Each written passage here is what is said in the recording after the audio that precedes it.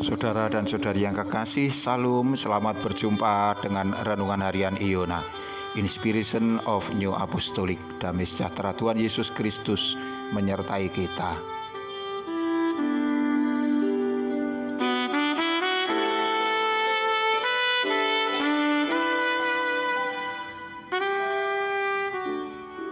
Saudara dan saudari yang terkasih, kita akan membaca firman Tuhan dari Matius 15 ayat 23 sampai dengan 24. Tetapi Yesus sama sekali tidak menjawabnya. Lalu murid-muridnya datang dan meminta kepadanya, "Suruhlah ia pergi, ia mengikuti kita," dengan berteriak-teriak. Jawab Yesus, "Aku diutus hanya kepada domba-domba yang hilang dari umat Israel."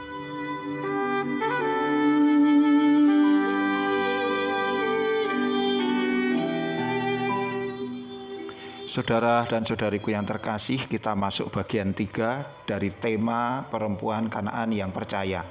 Setelah perempuan itu mengatakan maksud kedatangannya kepada Yesus, maka sebuah sambutan yang tak diinginkannya yang ia terima. Yesus tidak menjawabnya. Dan ketika perempuan itu terus-menerus berteriak-teriak meminta pertolongan Tuhan, maka kemudian para murid yang datang dengan reaksi yang tak kalah menyakitkan. Mereka meminta Yesus agar mengusir dirinya. Namun rupanya perempuan itu telah memperkirakan sebelumnya bahwa ia akan disambut dengan cara yang tidak baik seperti itu. Sehingga meskipun ia secara jelas telah ditolak, ia tidak menyerah.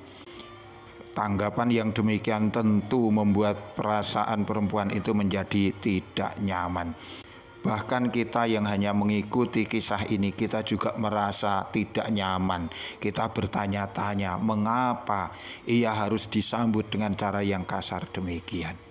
Ya, kalau kita membaca utuh kisah ini, kita akan tahu bagaimana maksud Yesus ketika dia tidak ramah menyambut perempuan itu. Kita dapat menyimpulkan bahwa Tuhan sedang menguji imannya.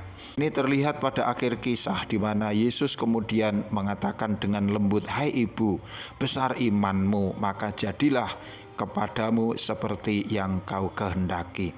Yesus tidak benar-benar mengabaikan perempuan itu. Ia sama sekali tidak menolak dia, melainkan sedang mematangkan atau menempa imannya.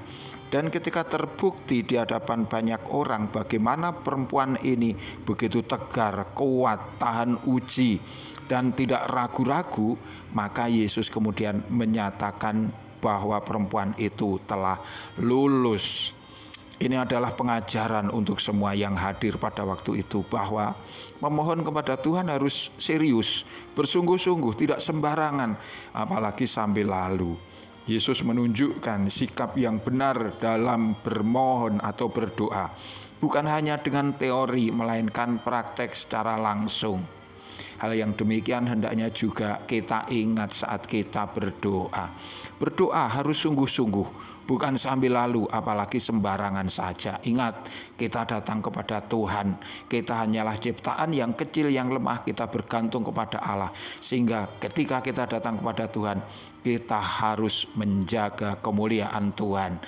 Kita harus mempersiapkan diri. Kita harus berdoa dengan segenap hati.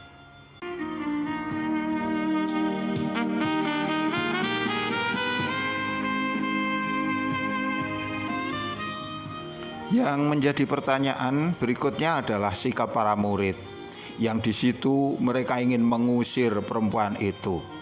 Bukankah para murid adalah orang-orang pilihan? Bukankah seharusnya mereka berpihak kepada yang lemah, yang menderita, yang membutuhkan pertolongan, seperti yang dialami perempuan Kanaan itu?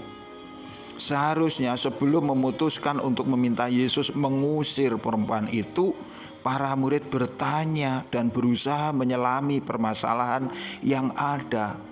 Barangkali dengan begitu mereka kemudian bisa menolong perempuan itu untuk datang kepada Yesus dan diterima dengan baik-baik. Toh dengan cara begitu mereka tidak rugi, para murid tidak keluar biaya, dan itu juga bukan pekerjaan yang berat.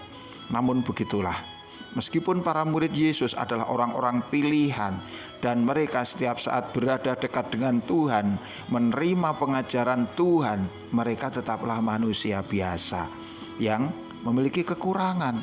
Mereka juga masih perlu dan harus terus belajar. Sebagai orang-orang Yahudi, mereka harus mau melepaskan cara berpikir yang tradisional, yang tidak bersesuaian dengan kehendak Allah.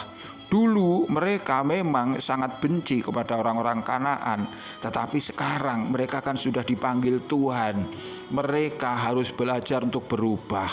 Cara Tuhan menolong perempuan Kanaan ini sebenarnya juga merupakan sebuah pukulan bagi Petrus dan kawan-kawan. Di depan mata banyak orang, mereka disadarkan. Mereka kemudian melihat bagaimana seharusnya orang berbalik dari sikap yang jahat kepada sikap yang mulia. Sikap yang semula membenci orang-orang Kanaan kemudian melayani dan mencintai. Setelah Yesus mengatakan dengan lembut kesanggupannya untuk menolong perempuan itu, saat itulah para murid menjadi tercengang, malu, dan sadar bahwa sekarang mereka harus berubah menjalani cara hidup yang baru, harus mengasihi tanpa pandang bulu, harus melayani siapa saja tanpa memandang asal-usul mereka. Di sisi yang lain, bagi umat Allah, para pengikut Yesus, mereka juga belajar bahwa sehebat apapun seorang hamba Allah, seorang pemangku jawatan, bahkan seorang rasul Tuhan, mereka adalah tetap manusia biasa yang juga menyandang kelemahan. Mereka juga butuh belajar dan terus berusaha berubah, meninggalkan citra manusia yang lama dan untuk menjadi secitra dengan Yesus. Kita tidak menempatkan para pemangku jawatan sebagai pribadi yang sempurna, yang tanpa salah dalam bertindak, melainkan dengan sabar kita sendiri belajar untuk terus mengikut, dan sekaligus juga dengan sadar serta sabar untuk memberi kesempatan kepada para pemangku jawatan untuk belajar, untuk berubah dan bekerja sebagaimana Tuhan kehendaki. Kita tidak ingin menjadi umat yang mudah patah arang, mudah menyerah, gampang tersinggung, melainkan terus mengikut Tuhan dengan setia sampai akhir. Tuhan memberkati kita, sampai jumpa. Amin.